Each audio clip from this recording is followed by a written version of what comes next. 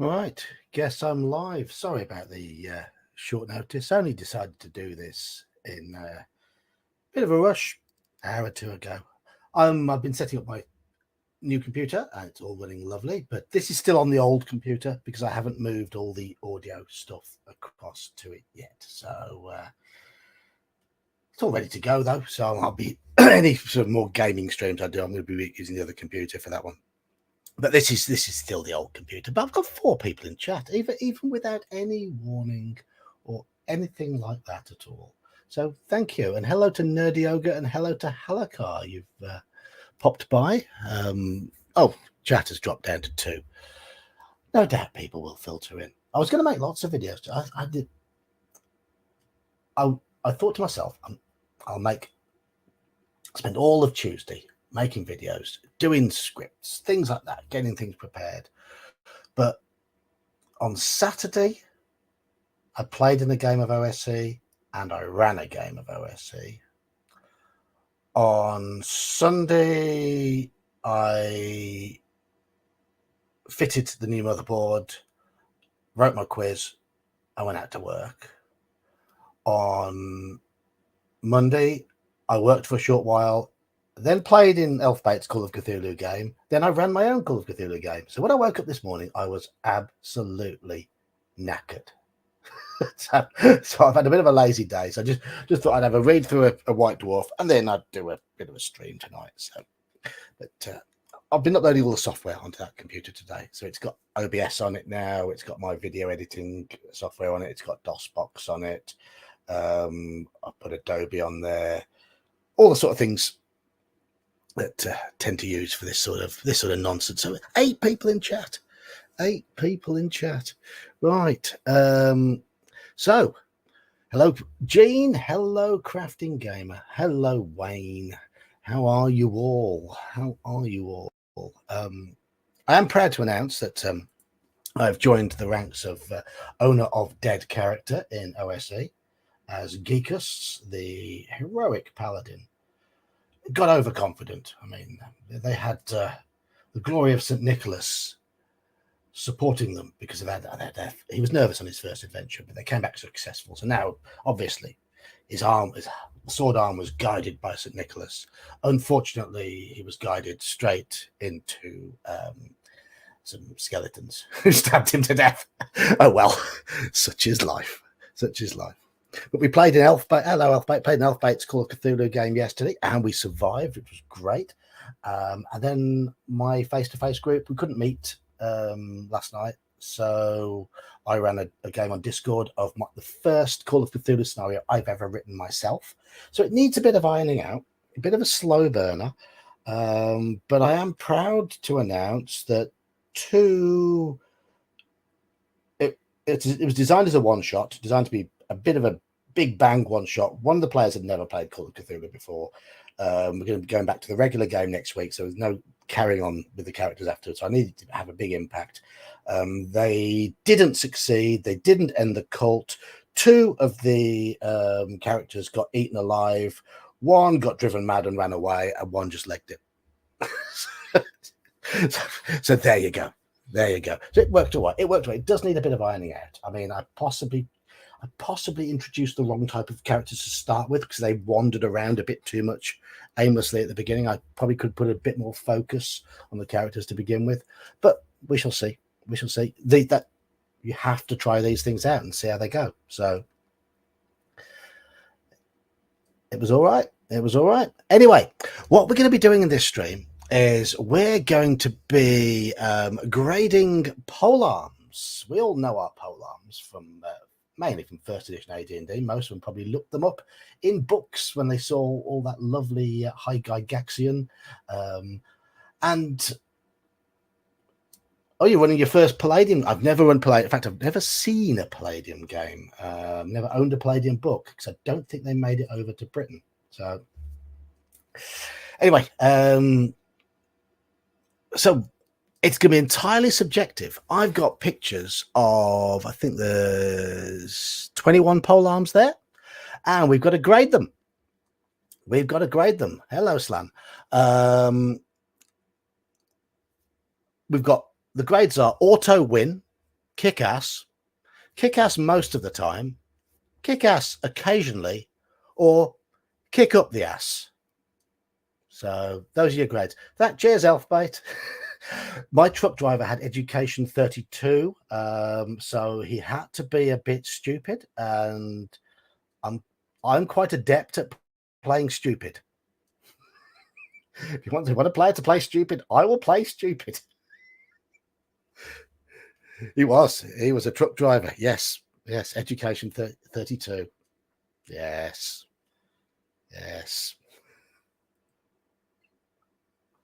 Right. So the first one we're going to be grading, those are the categories. And we've got to put them in a category. Now, the first one is one that Gygax made a mistake with. If you can't see it properly, this is an Aalspies. This first picture.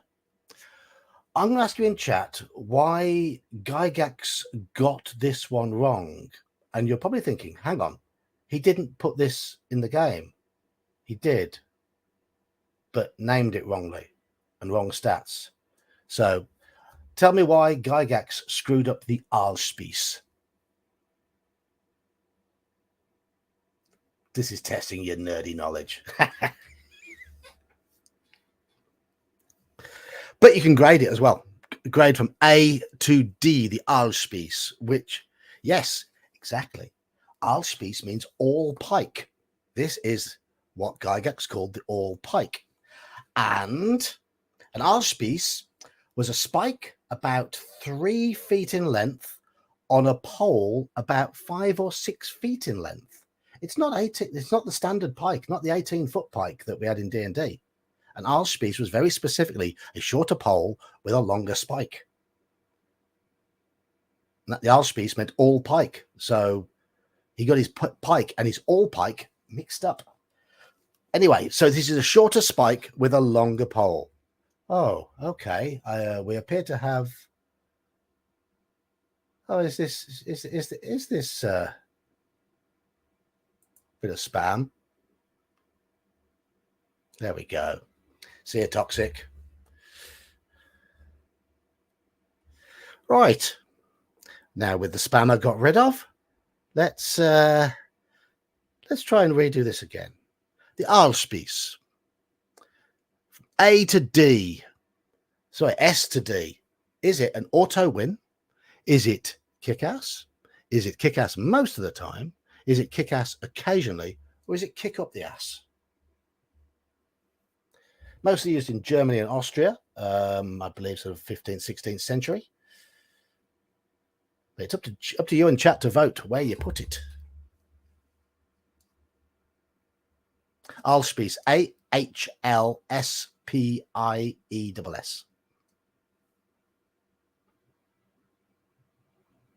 I'll probably do that. Aalspies.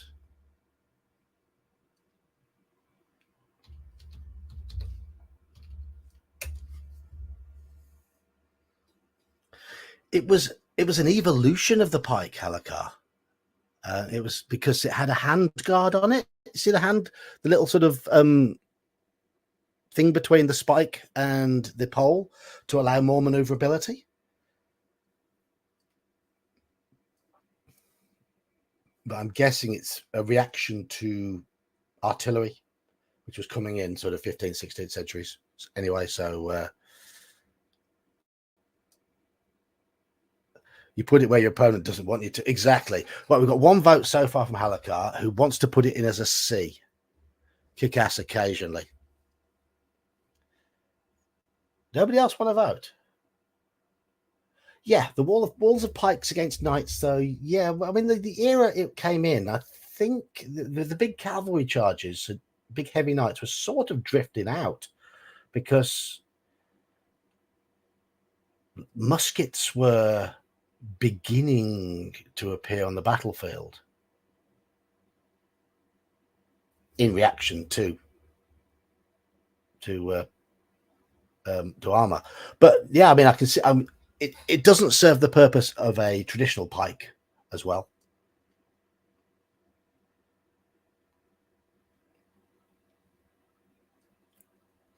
Looks like only Halakar wants to vote on this one. We're talking both Halakar. How it works in game, how it works. It's not in the game, but how something like this would, how you'd imagine it in the game, how it would work in real life. Just how cool it is. That's the other thing. That's the other thing. Just totally subjective. It's a completely pointless stream, but it's a chance to talk about these weapons. So, and for me to get off my arse and actually do something today, because I've been knackered all day. B, yeah. I think you chaps are about right.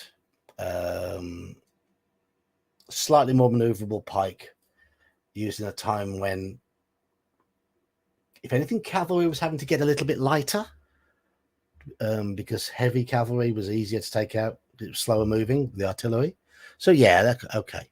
Let's put it in B. Kick ass most of the time. Right, next up we have the proper pike. This is the proper pike. This is the slightly earlier pike, you know, the walls of pikemen that saw the battlefield for years and years and years and years and years. 15 to 25 feet in length. Big masses of spikes designed to take out knights. Where would you put these? Now, one thing you're going to have to take into account for this one is there is a weapon in here that wherever you put this other weapon has to go one grade above, because that's the law. I'll tell you why when we get to it.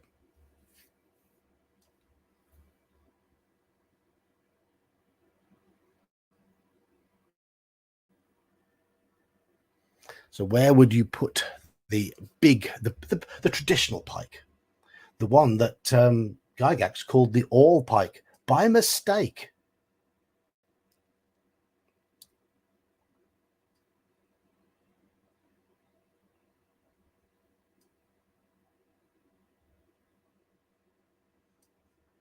Anybody else want to vote on pikes? Halakar's joining in. Everyone else is probably still sat at work thinking, I'll just listen. Oh, is Geek making us do something? Is Geek making us do something? He's making us do some homework. He's making us do some work.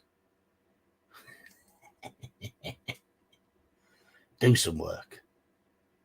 Hello, James. Hello, James. So S for the battlefield, D for use in a dungeon.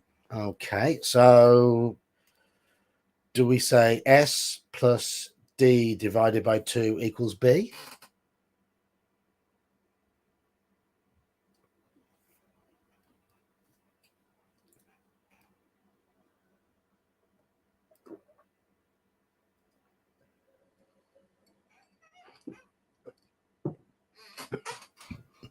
I mean, clearly it's not going to be a kick up the ass because it was very, very effective in its day. Yes, it was very specialist. But weapons to counteract it did appear quite quickly, though they were still effective in the right scenarios. One thing I do want you to take into account here, okay, you're on a battlefield, you don't know what your enemy consists of, what they're wearing and what they're wielding.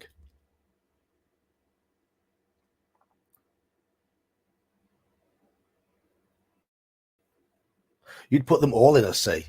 Well, no, see, no, Diogo, we're going to come to a few of them that are somewhat more useful. So at the moment, it's going in as a C. We might be able to argue it up later. Kick ass occasionally, only in the right situation. Right, next up, do you recognize the picture? What this is? Very popular in Poland and Russia.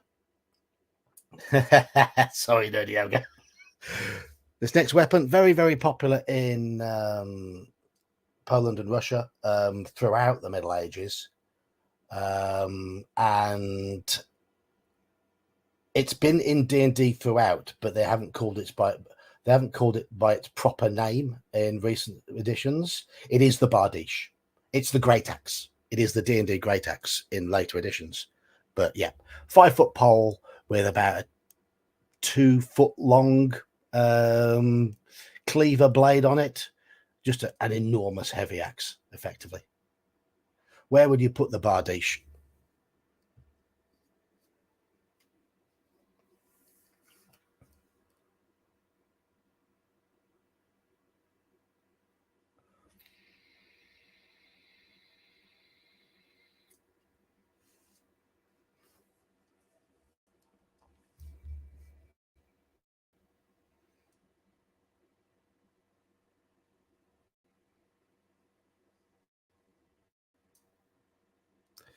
So I haven't listened to Alex Clark. Is it YouTube or is it a podcast? I do watch quite a few weapons channels though, and I picked up bits and pieces that I wouldn't have otherwise realised. Why things are how they are, and Wayne doesn't particularly like this one. You think a C for the bardiche, but Halakar in the hands of a Viking or barbarian will give it an A. I'd pick an axe over a sword any day of the week. An axe on a battlefield, an axe is more useful than a sword, much more versatile. If you've got an opponent approaching you in armor, you don't want heavy armor. You do not want to have a sword. They were next to useless against heavy armor. An axe would give you some hope.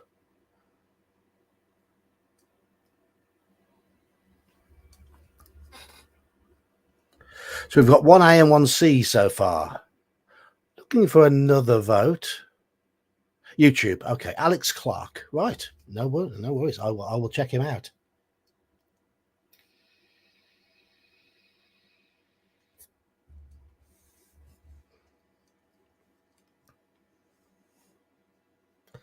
So come on, nerdy types. You've got to know your bardiche. It is one of those iconic weapon designs.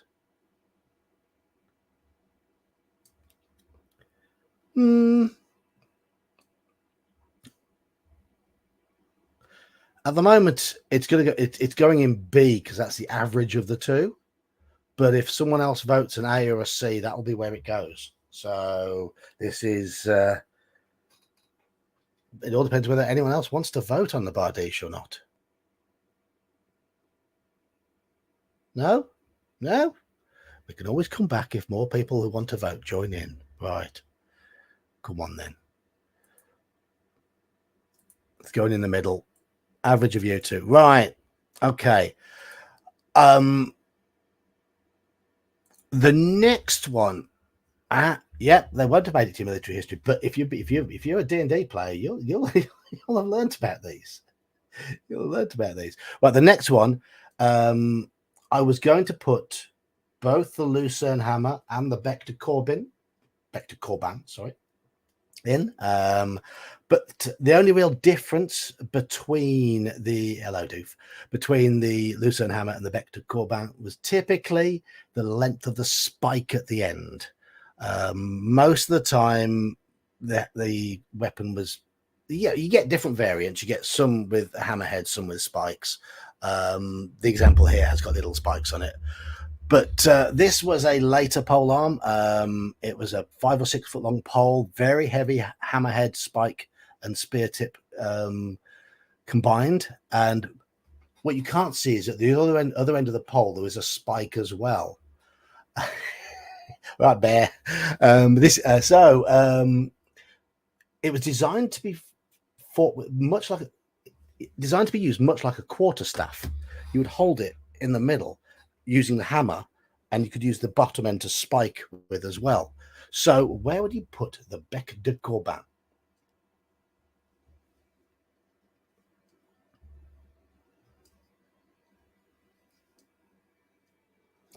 So grade it. S, auto win. A, kick ass. B, kick ass most of the time.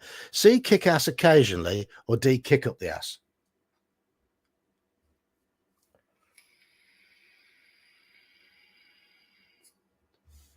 I would agree with you, Doof, on the we haven't had a glaive yet. We haven't had a glaive. No glaives yet. Which one did you think was a glaive?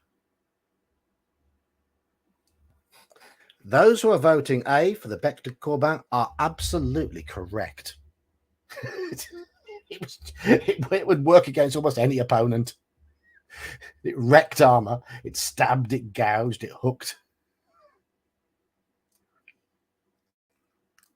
But we haven't got to the glaive yet, so can't give you a glaive yet.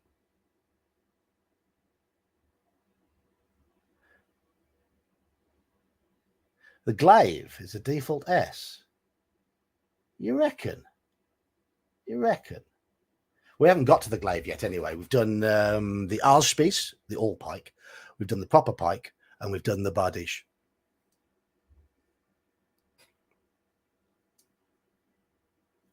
But at the moment, we're on an A for the Bec de Corbin.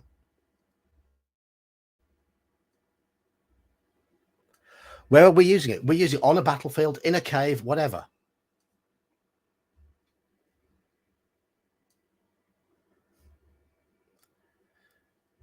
You're all going to vote high for glaive, aren't you?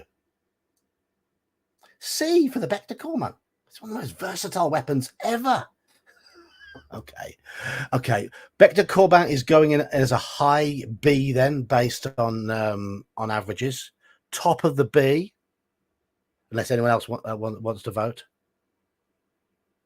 It's one of those weapons you don't need another weapon. You can do everything with the Bec de Corbin. It was grossly underrated in D&D. So it's got to go top B.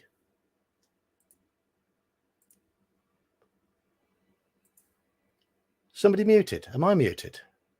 Have I muted myself? No? Have you muted yourself? Okay.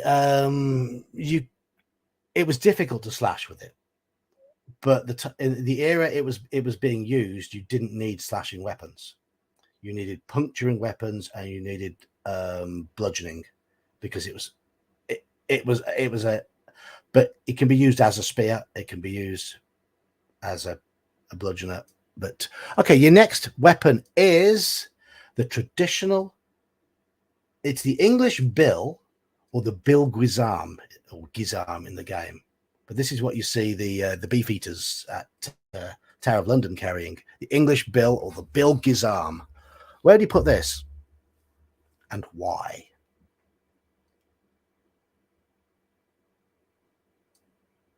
This is the one that you can't put this lower than the pike. It was designed to be an all-purpose battlefield weapon, and it destroyed pikes.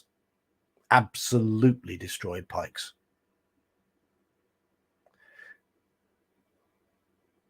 You're not hearing anything, Jane. Jane, it's you. Jane, it's you. Everyone know how effective the English bill was. Look up the Battle of Flodden Field. Which one is this? It's the English bill. It's the next picture on the list. So it's this one. See this one here? What I'm moving around? Where would you put the English bill? The bill guisarme, according to D&D.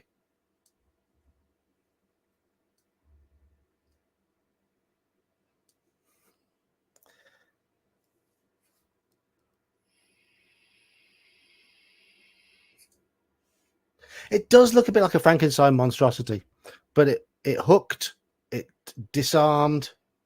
Bear.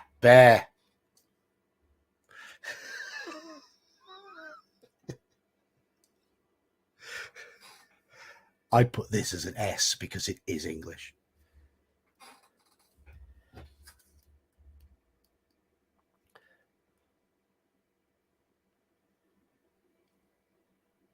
A tier because of what I said. Yes, of course, Michael. Michael, listen to Uncle Geek.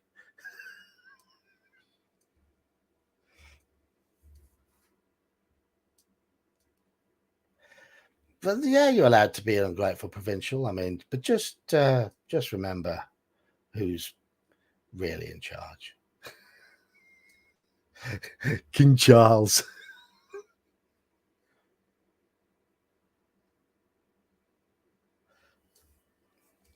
Yeah, it's the best way to describe it is it can slash because it's got the concave blade is sharp.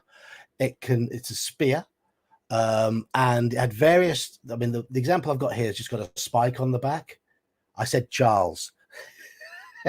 And it's got a spike on the back. Sometimes it would have a hook on the back, which is used for catching. So the hook on the front and the hook on the back can both catch and disarm and dismount as well. Pole was typically 7 feet long, roughly. And its greatest ever moment was destroying the Scots at the Battle of Flodden Field. It just hacked their pikemen to pieces. Right, okay, what we got? We've got ABBS. Okay, we've got plenty of B's, but the average, because of the S, it means low A tier at the moment.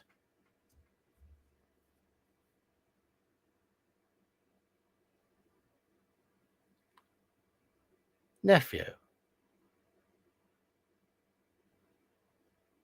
Whose nephew? Charles isn't the Queen's nephew.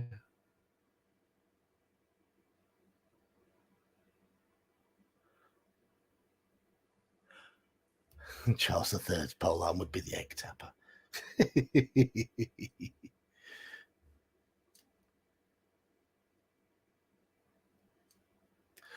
Right.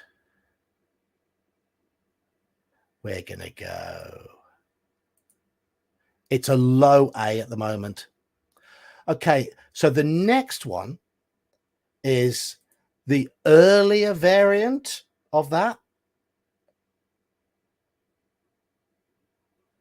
So this next one is the standard bill hook, or on the European continent, it was just simply the gizarm. It was basically a hook with a concave slashing blade. No real catching, no spike, no catching thing on the back. It was the precursor to the bill guisarm, or the English bill. Where would you pop this one? Peace through superior weapons development. Yeah. There wasn't much peace when these things were out.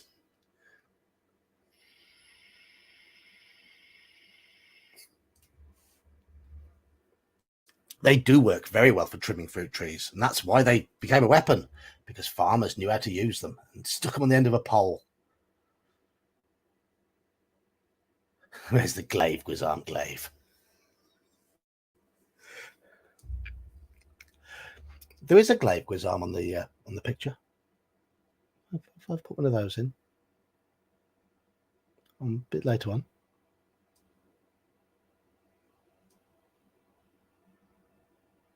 Yes, that's what they were for, Halakar. The main aim of them was, but they'd cut in the process. The idea was that the concave blade would cut, and the spike was sharp, so they'd hack with them and drag people off horses. Yes, hedge trimming. I mean, I think this C grade is fair because it has a limited function. It was an early variant of a higher rated weapon.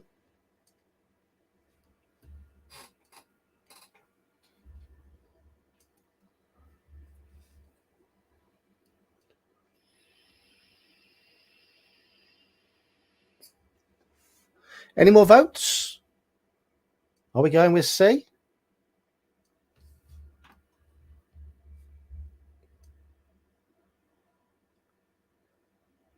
Hello, Echo. You've joined late. You've joined late.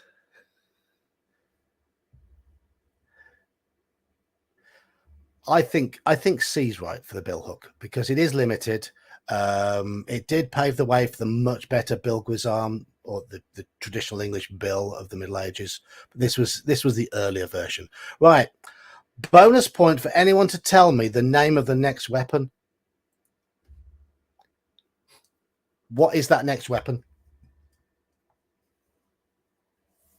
Hello, Daniel. People piling in now. So what is that next weapon?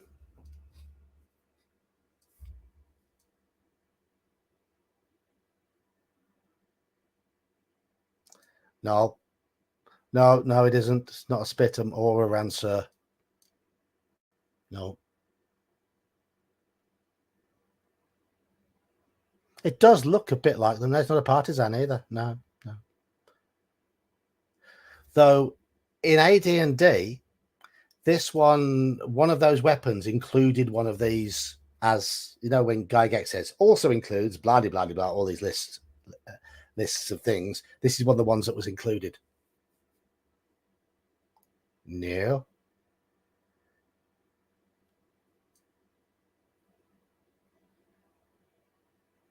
Does begin with B. Think back to your correct, Halakar. This is a Bohemian ear spoon.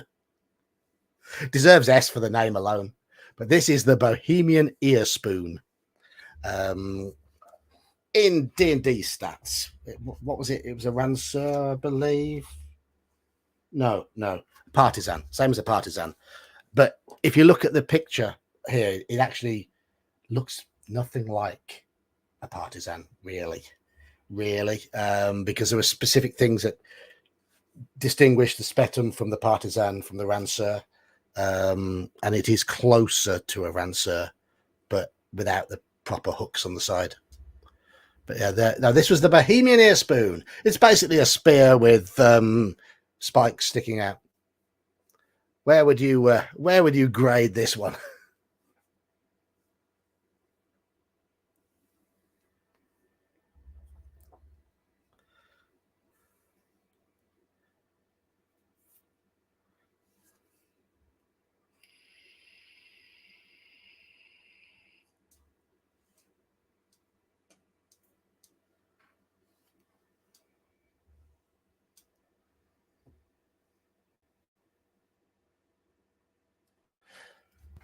Giving it a B for name alone.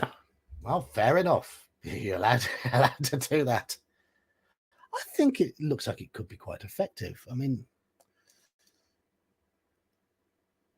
it works as a spear, basically, with the sticky outy bit. So I imagine you could be able to throw one of these. We've got a C from Gene.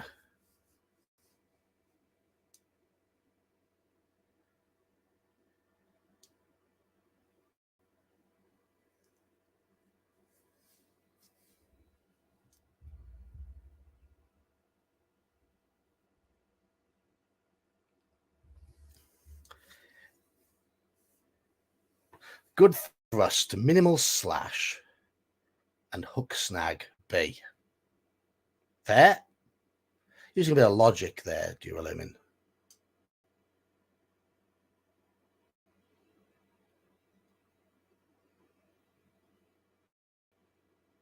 It's going towards B at the moment. It's a low B at the moment.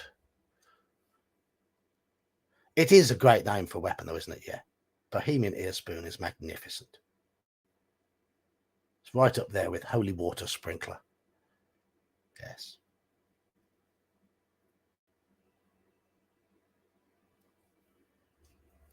I don't see any more votes.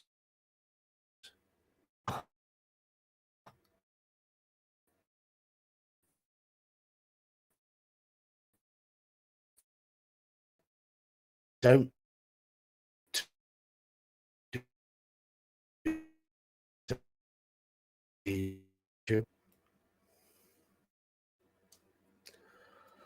Right. Okay, we should be back.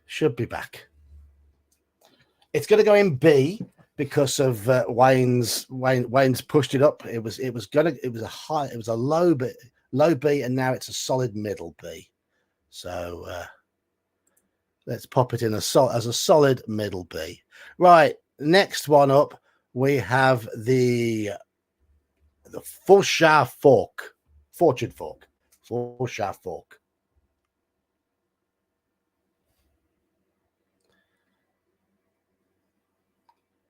I'll let you vote before I give my opinion on this one.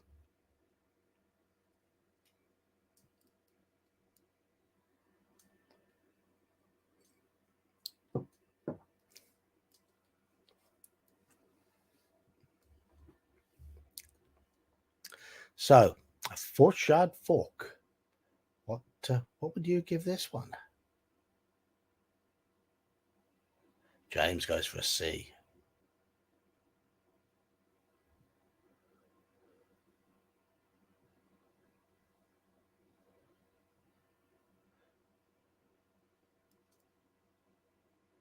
Ian says a B.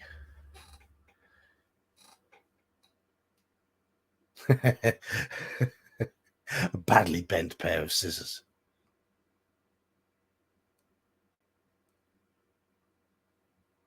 We've got a B and a C so far.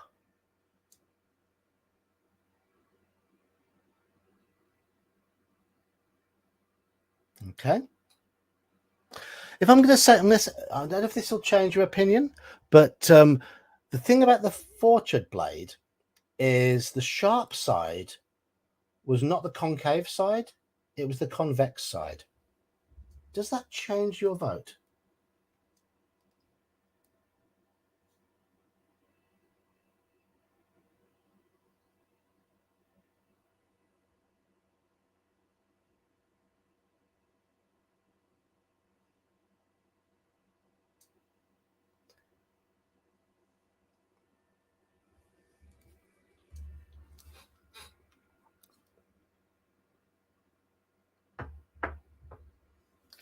Oh, right. Okay. So you're heading towards B. Loads of you are heading towards B. This is the point where I chime in and tell you that if you voted this anything above D, you are wrong, because there was not enough room for the spear point to be useful.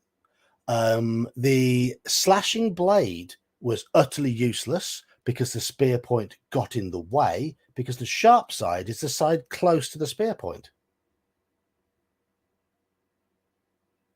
It's one of the worst designed weapons in history.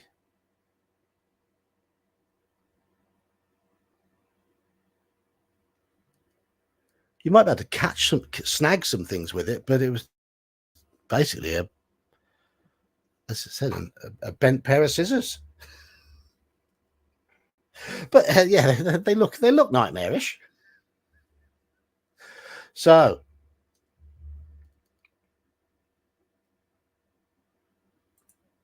I maybe should have explained how the weapon worked before, but yeah, that curved side, that inner curved side, unlike the bill hook, is blunt, which is absolutely ridiculous.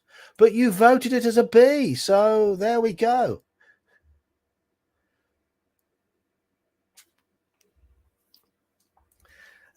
You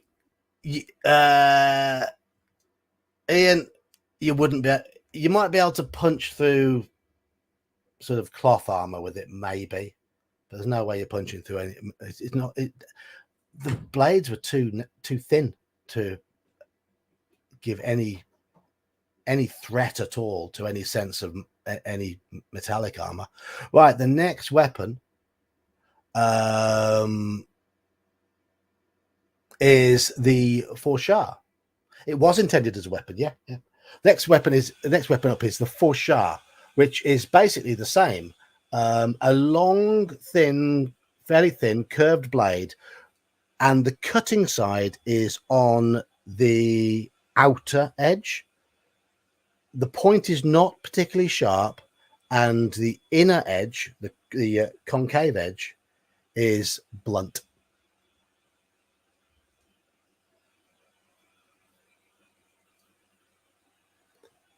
My wife is drying her hair.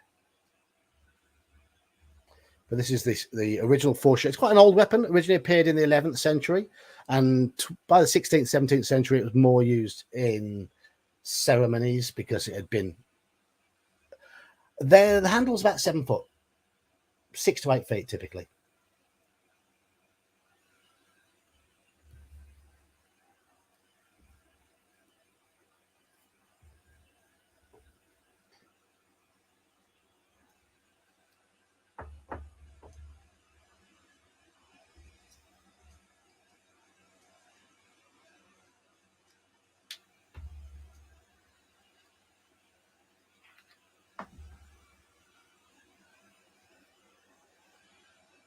So what do you reckon for a four-shot? I know where I'd put it.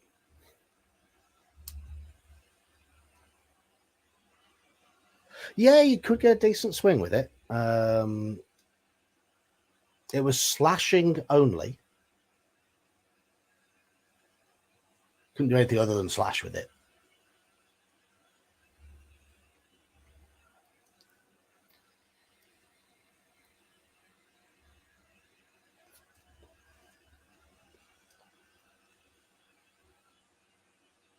For sure. Fortune. For sure. Oh, cheers, Daniel. Thank you. Enjoy your bike ride. I'm guessing you seem to go for a bike ride quite often. Is this a fitness thing? You're trying to. I think you told me you were skinny before this. Maybe this is why you're skinny and why we're all fat because we sit here doing this and you go off for bike rides. But cheers, Daniel. Correct, Halakar. Correct. They would be invisible if there was a chicken on the helmet. We have that has become canon in my channel now, and I believe General Nuts to blame for that.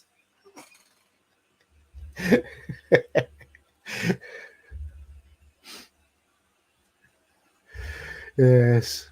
So we've got a couple of votes for C at the moment.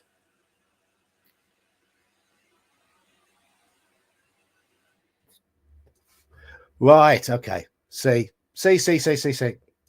I'd give this a D personally. Hello, Thief Keith.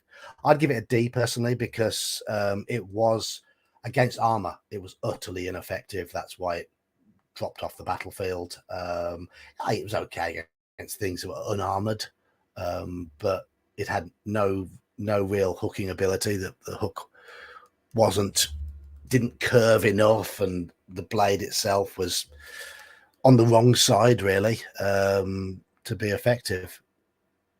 And the blade was a little thin and brittle, but goes as a low C. So it's definitely below a bill hook. The bill hook was much more effective. Right, your next weapon is a glaive. Specifically, this is a glaive guisarme because this has a spike on it, but with just glaives and glaive guisarmes. This is actually very similar to a four sharp, but most of the pictures I found of glaives, the blade was a little bit heavier and it all seemed to be somewhat more substantial, and the point tended to be a bit sharper.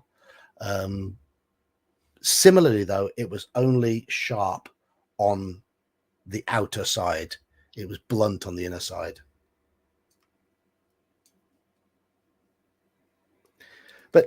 And we would know these in Japan as naginatas as well. Yeah, I know glaive is seen. I'm wondering if it's because it was originally like a curved sword mounted on the end of a pole, whether that is why it got that name, perhaps.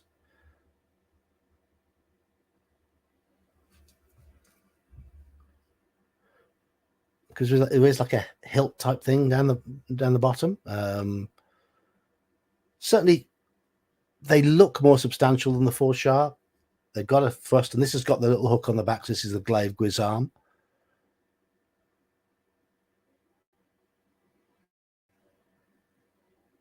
Yeah, I mean the glaive guisarme certainly, yeah, very capable of tearing a horseman from the saddle. Again, I think it would be weak against armor. It's got no bludgeoning ability, not enough weight at the tip to go against armor, but certainly you could pull a horseman down with one of those.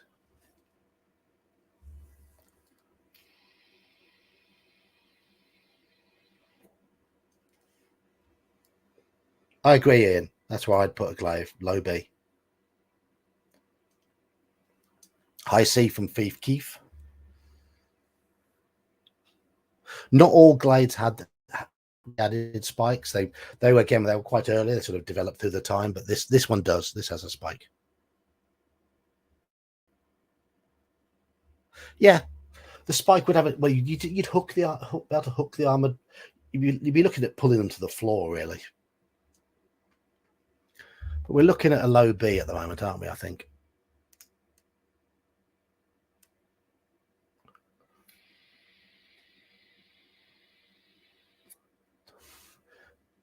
High C there. Hello, Omanal. We haven't got to the poleaxe yet. Haven't got to the poleaxe yet. So we are currently halfway between a B and a C. So, looking for another vote to decide whether it's a B or a C on a glaive.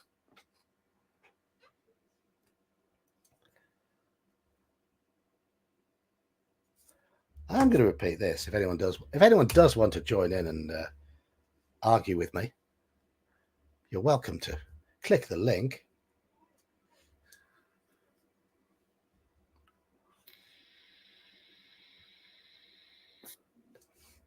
Okay, James's vote. All right, Silly Dog wants a really long walk. Okay, well, we got 2 votes for B. There we go.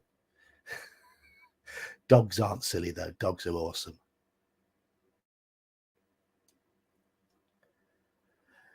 I disagree with the glaive being effective against armor, but I'm going to put it there. It's definitely better than the 4-should fork, because the 4-should fork should go there.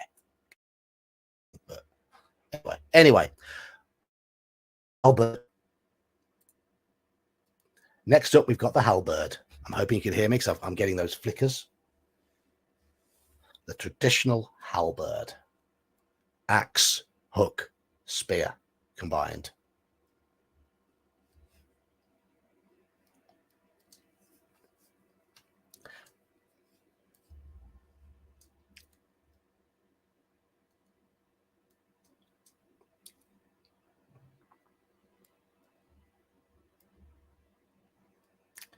So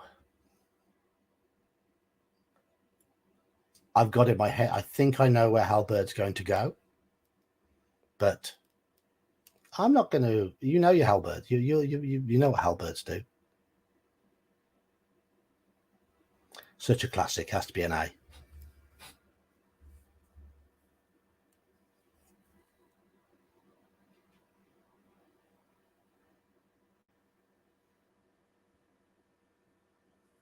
Yep, A from Ian.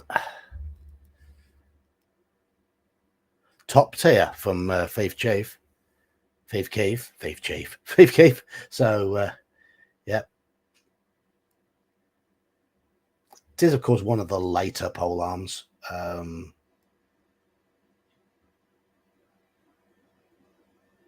Absolutely. Yeah, they had utility. They could cleave. That's the thing. They weren't as effective against heavy armor as the Bec de Corbin.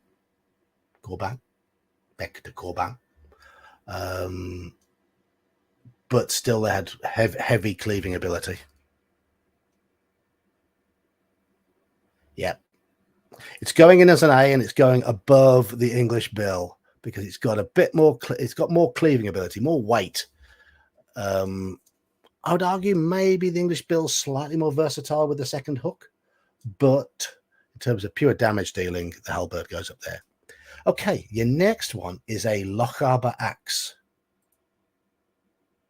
The Guisarme Vulge in D&D terms, the Lochaber axe.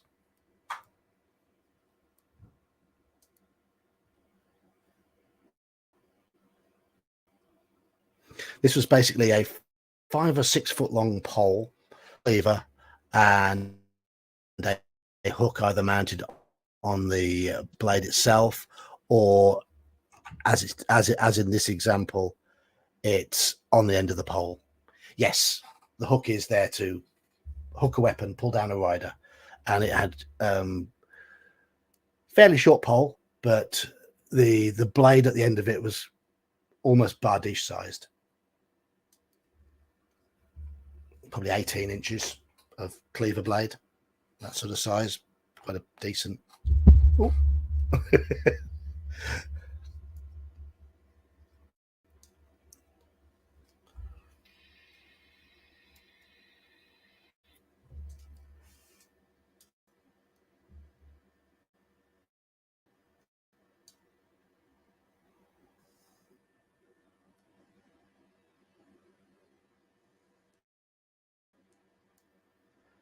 So yeah,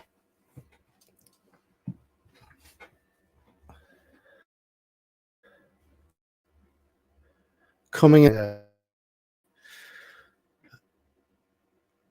basically it was a bardiche with hooking potential.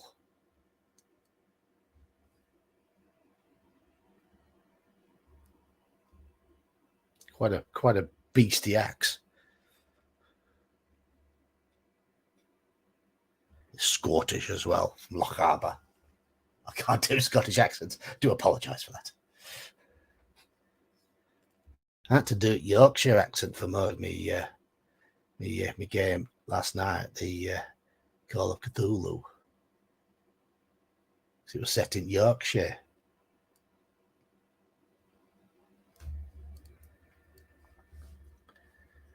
And the pub only served Tetley. It's going in B. It's going in as a strong B, I think. It's got to go. I think it's got to go about here, personally. But the owl piece is quite good as well. But okay, right. The man catcher. This is your next one. The man catcher.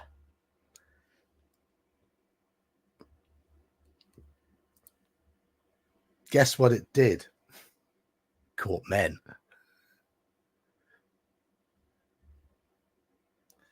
So your man catchers next.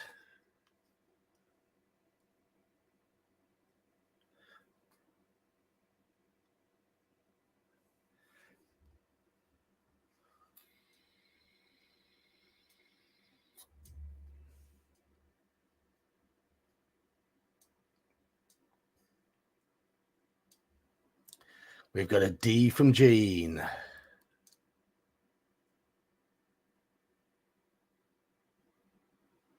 I mean, if you're chasing a criminal, it'd be quite effective, wouldn't it?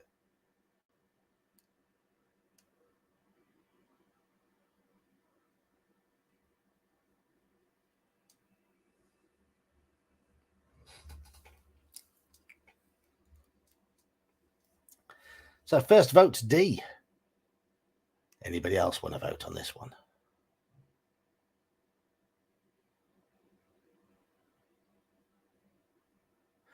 Two C's, two D's so far.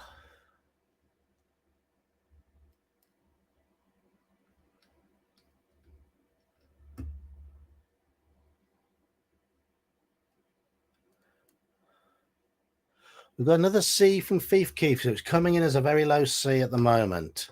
A lack of death from Ian. He's decided D, so we're at 3-3. C and D.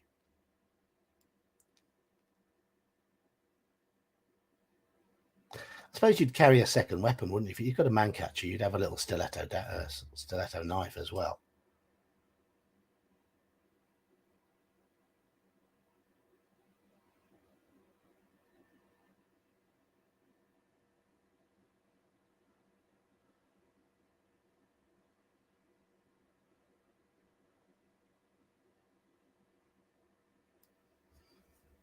Anybody else want to break this deadlock? C or D?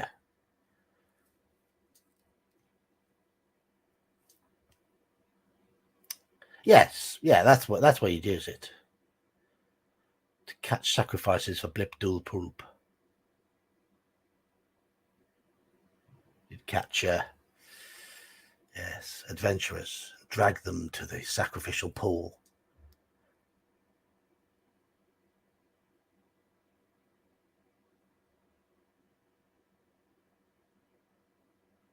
the goddess with the perfect body and the most disgusting head. Right. Anybody going to break this tie? C or D?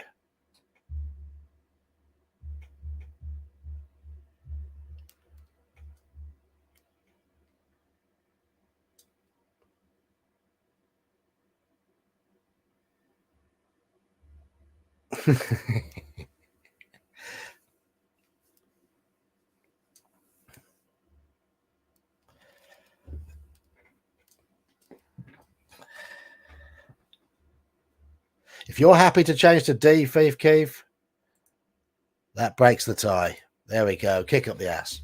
Right. Okay. Your next one is a military fork. It's like a trident, but the central prong in this case is a little hook. Not sure how you quite use it, but it's got two prongs, 6 to 8 feet in length, two fairly long, thin prongs, and a little hook or spike in the middle. But the wasn't used for the middle spike wasn't used for stabbing with because it's more for catching with. This is a military fork.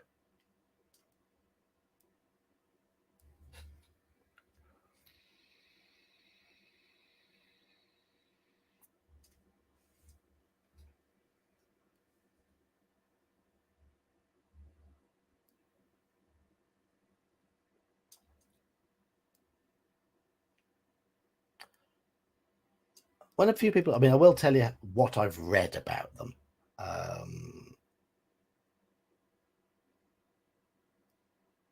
In that the design idea seems to be good, but I picked this particular example because it showed off the weakness more than a lot of the other examples I found. In that the two outer prongs were prone to bend because they were quite flimsy. There was no real sort of central strength to it, but it was very effective at catching and hooking. And obviously, if a prong hit head on against someone who's wearing light armor or has got big gaps in the armor, then it was quite effective in that sense. But the prongs themselves lacked an impetus. They were too skinny. They were too light.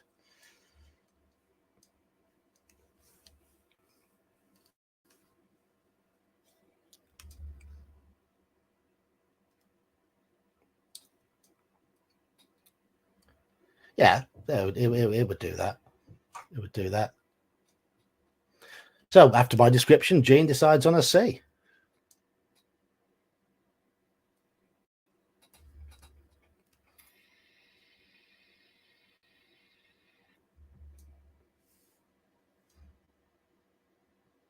Yeah, I mean that's the description I read of them, Ian. They say that they were glorified pitchforks. They were easy to make. Yeah, peasants could pick them up and use them quite easily, but they were fragile. So they had a use, but much like the footman's flail, that threshing flail. It was a peasant weapon. So we're going in C then, and I reckon it would go about there. Okay, your next weapon. This is a partisan, right?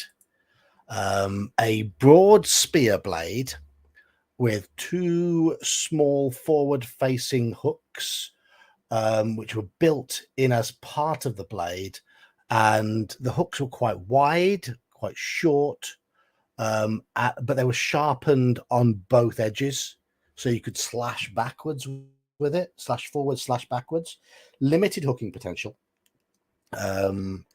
limited piercing potential because of the width of the blade, but you could slash backwards and forwards with the hooks. But one key aspect with the partisan is it was almost solely a weapon for display.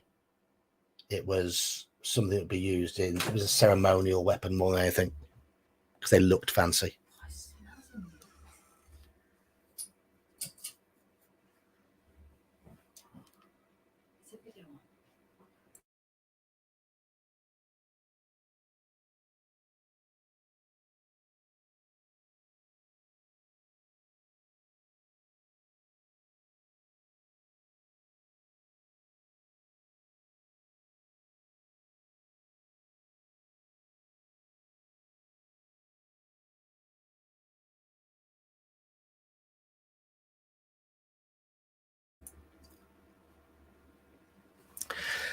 So, yeah, limited use. I'd agree with that. They were quite late weapons as well. They were a lot later than most of the other spear weapons. They probably came in a little too late to be effective. They certainly would have been useless against armor.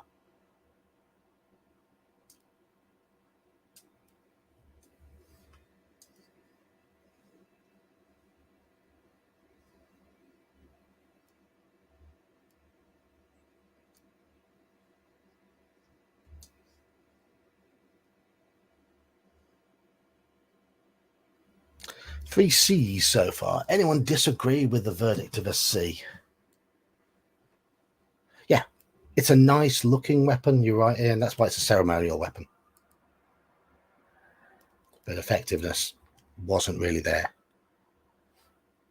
So it's going in C, which I'd have been tempted to put it in D, to be honest, because it's not really ever really used as a weapon. But I think you're probably going to put it about there. Certainly more effective than a 4-sharp because they were useless. Right. Here we go. The poleaxe. Axe, hammer, and spear combined. Left out of D&D for some reason. It created a verb in the English language, poleaxed.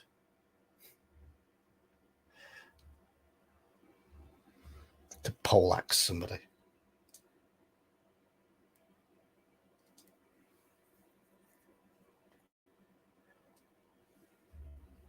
So what do you reckon to the poleaxe? Typically a fairly short handle.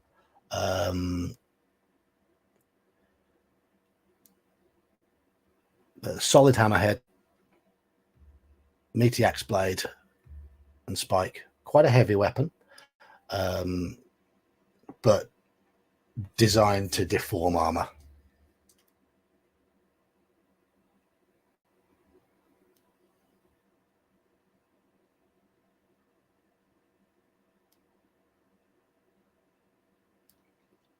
If anything has top tier, it should be this one.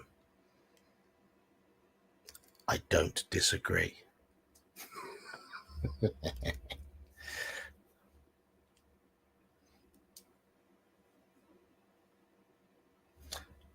So we've got 2 S's and an A so far. 3 S's and an A.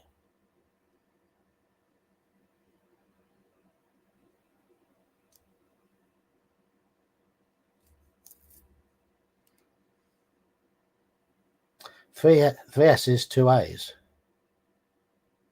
Well, an A and a half, an A plus from Halakar, S minus A plus.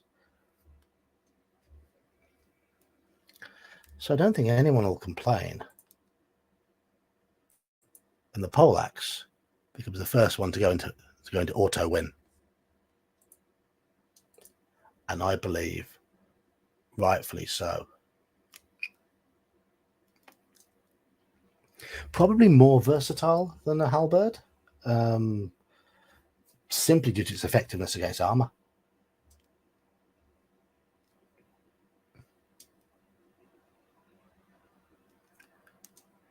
Next one. This is a ranseur. Now this differs from the spetum and the partisan in that I believe with a ranseur, in most cases, the hook bit isn't sharp. They're spikes, but they're used solid, blunt metal for the hook section. So the hooking is more robust, but you can't damage with that bit so much other than the spike there. You can't cut with it, but it's got a decent spear point on the end of it.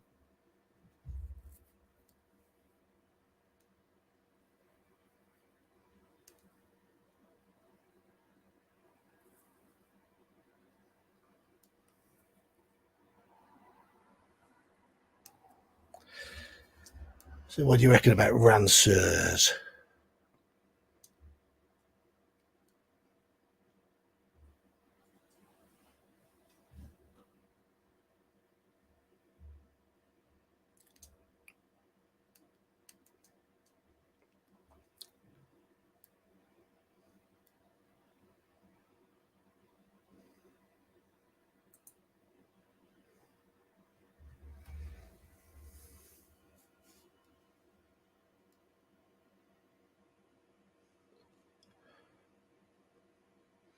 Two Bs so far.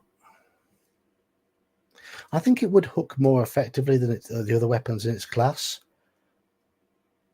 Possibly not as damaging, but the hook is very effective.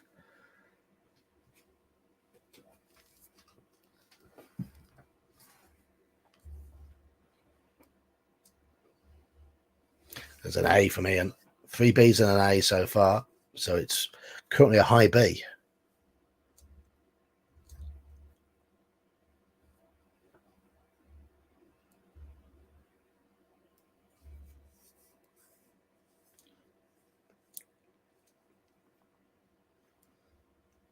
Anybody disagreeing with high B?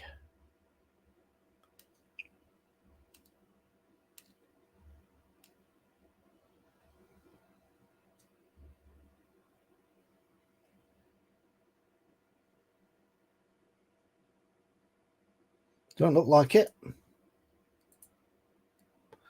So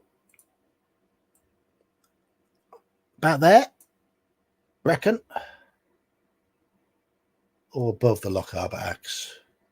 About the same as Loch Arbor axe. Okay, quite simply, the spear.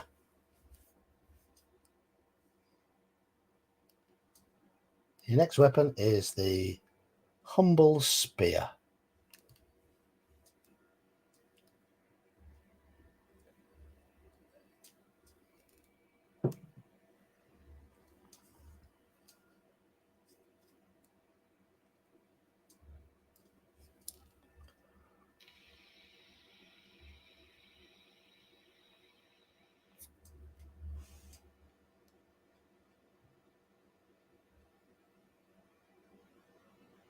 Most underrated weapon in the game, S.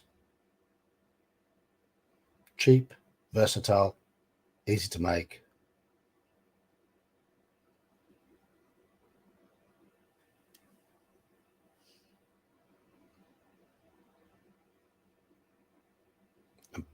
The inspiration for almost every weapon on this list.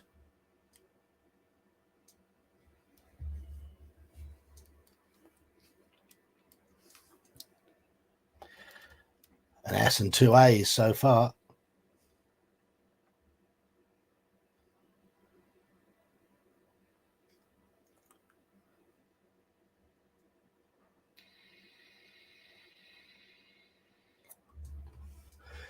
Spears come into their own when you're playing D&D with a visual representation where you can see a second line of attack, and you can really create choke points. 2 armored knights in the block the corridor and people with spears behind stabbing away.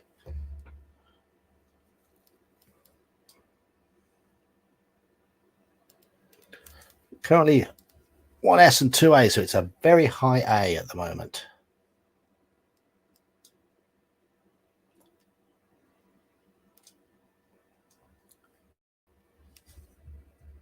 And high A is what Duralumin says. So we are moving swiftly through these now. Goes into top A. There we go. Top A. Okay, your next one is the Spetum. It's got Now, the Spectre it had quite a short pole, quite a long spear tip, often about 2 feet worth of spear, and 2 quite wide hooks that were sharp on the inside, but blunt on the outside. So they could hook, but it was also sharp. They were sharpened.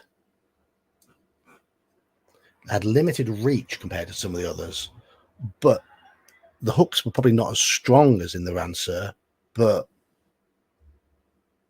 it had certainly more damaging potential, but a little lack of reach. So where would you put this one? It was also quite an early weapon.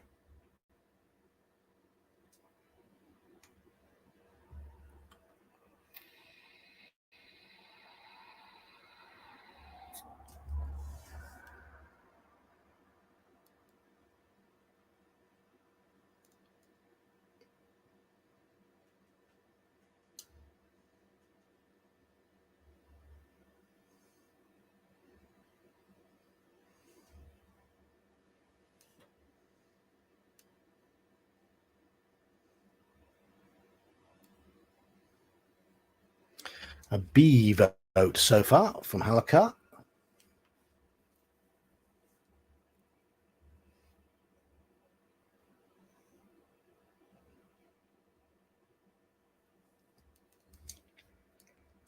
Yeah, I suppose you can see that the Ranseur was an evolution of it. Maybe they shouldn't get much use out of the cutting blades on the side. So everybody's high C, so 4 Bs and a high C. Okay, absolutely fine. Take that into account when I place it. Probably about there. Okay, the Trident. Go fishing with one of these. Basically 3 prongs, but the other way around from the military fork. Protruding inner prong, less outer prongs, the outer prongs are set back slightly. Used by gladiators with nets. How do you put a trident? I always thought they looked good, but whether they'd be particularly effective, I don't know.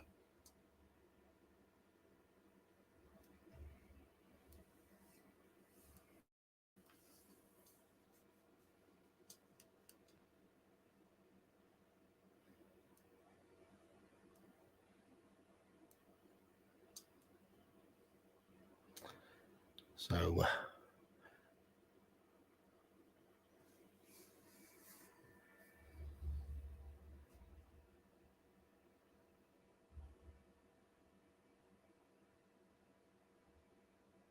yeah, I'd agree with that. Probably Halakar. Designed to be flashy and showy.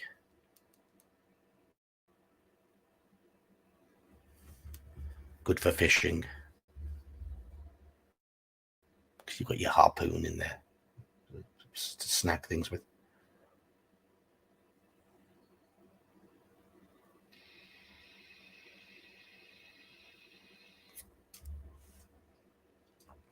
Are there any weapons you think I might have missed out on this list? I tried to get all the different ones. I mean, that's why I could have had a Lucerne hammer in addition to the Bector Corbin, but they were both so similar.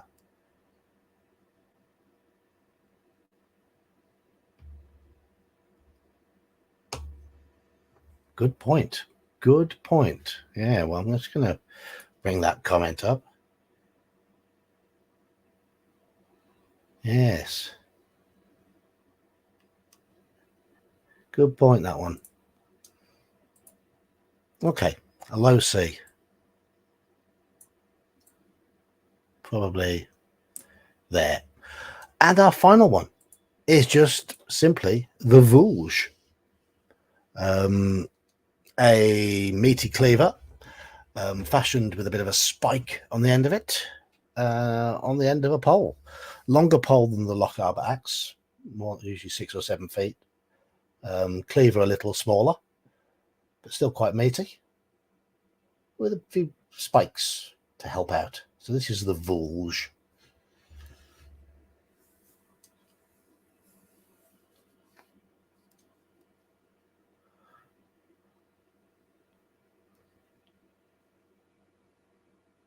Oh, the Tetsubo Helicar. I probably could have put that one in. Tetsubo. You'd have to have beastie strength to use it. Maybe the Maul as well.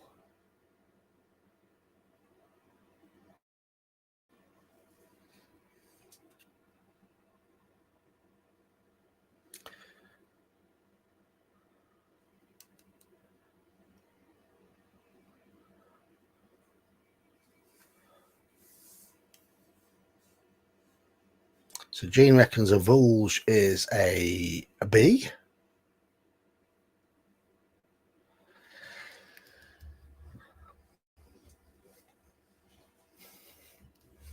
So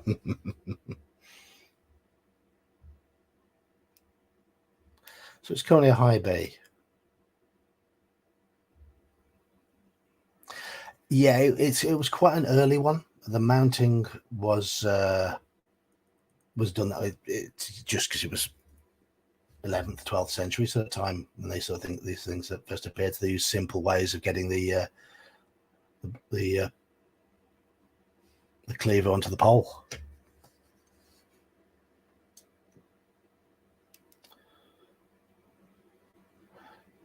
So we are looking at a slightly above average B. So slightly above average B would probably put it about there. Okay, so that's where you'd put things. I haven't done my own list on this yet, so what I'm going to do at the end of this stream is rearrange things as to how I'd put them, just so you got an idea. But that's your list. You've got the poleaxe at the top, the man catcher at the bottom, and classic spear, halberd, and the English bill up near the top. Back to Corbin. And then we go down to some of the slightly more ineffective weapons at the bottom, which is how it's intended to be. Right. So probably screen grab that at some point, pop that in the Discord, and then I'm just going to rearrange it how I would do it. Are you watching?